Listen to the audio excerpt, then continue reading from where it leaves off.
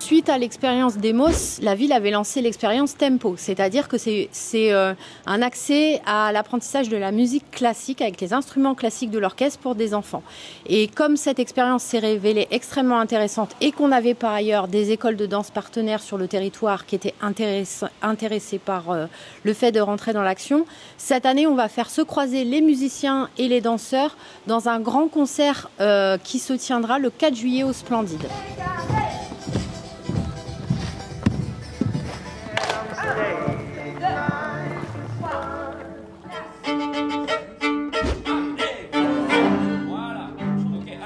Tempo, c'est un projet qui a débuté il y a 3 ans avec des enfants de différents quartiers saint-quentinois.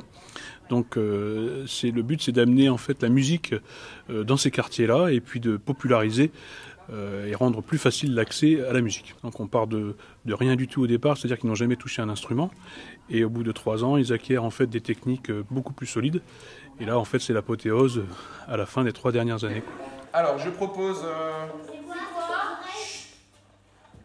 qu'on chante tous à 190, parce que ça, c'est le truc qu'on n'avait pas vu la dernière fois. On travaille depuis le début de l'année scolaire, depuis septembre, voilà, avec les enfants à raison de un atelier d'1h30 x 2 par semaine. 1 et 2 et...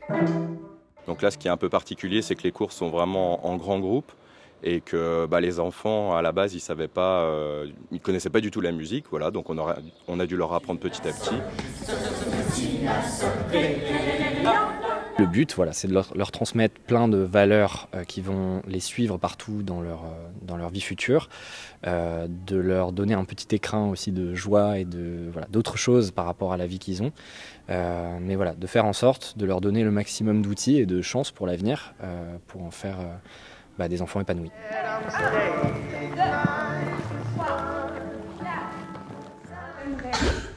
Que le groupe des centres apprennent les chorégraphies. C'est un projet social qui... il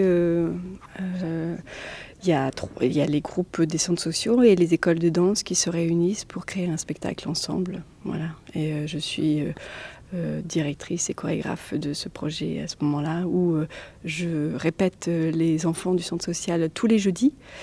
Et les enfants des écoles de danse viennent nous rejoindre une fois par mois. On a essayé qu'ils puissent se sensibiliser à la danse dans un spectre large en fait. Donc ils ont pu avoir de la danse classique avec Catherine Petit, de la danse jazz avec Angélique Didier, de la danse contemporaine et hip-hop avec Estelle Prévost. Avec moi, je suis formée en danse contemporaine, donc on essaye de mélanger et essayer de trouver des gestes qui leur parlent plus parce que c'est vraiment un temps court et les enfants des centres sociaux, normalement ils n'ont pas trop l'habitude de faire de la danse plus académique en fait. À la base, c'est pas le spectacle qui est le plus important en soi, c'est surtout la rencontre de ces milieux et la sensibilisation au mouvement et à la perception de son propre corps, quoi.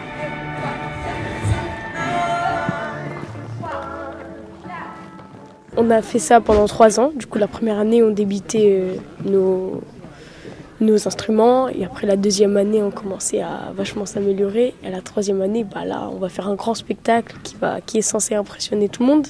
Je suis plus heureuse et confiante parce que c'est pas mon premier spectacle et que j'ai un peu l'habitude. Là, c'est un peu plus de répétition, un peu plus dur parce que c'est la deuxième année que je fais.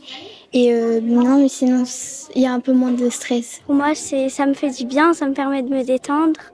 C'est bien parce qu'on peut faire découvrir notre sport à ceux qui connaissent pas. Du coup, ils peuvent apprendre. Moi, j'aime bien. En plus, ça nous fait faire de nouveaux amis. Et ça les apprend à ne pas avoir trop peur quand on passe devant tout le monde pour faire des spectacles, par exemple. Je suis un petit peu stressée. J'ai hâte, mais j'ai un peu peur parce que je connais pas très bien. Mars, c'est une partition qu'on doit jouer. Et je connais pas tout. Mais j'espère que je vais m'améliorer pour le spectacle de fin d'année. Ouais, ça me plaît énormément d'apprendre un nouvel instrument qu'on connaissait pas avant. Du coup, c'est vachement bien. Alors il y a une certaine émotion aussi parce que c'est le dernier concert. Donc il y a certains qui vont continuer la musique, certains vont arrêter. Et donc je crois que les enfants vont tout donner. C'est un événement qui marque vraiment la rencontre des deux projets, qui marque l'apogée de cette rencontre artistique et pédagogique. Et c'est un grand partage, un moment de partage qu'on veut pouvoir proposer à toutes les familles de tous ces enfants et aussi au tout public saint-quentinois qui viendrait les voir pour passer un bon moment et les soutenir dans leur engagement qui a été vraiment assez impressionnant sur tout ce temps de projet.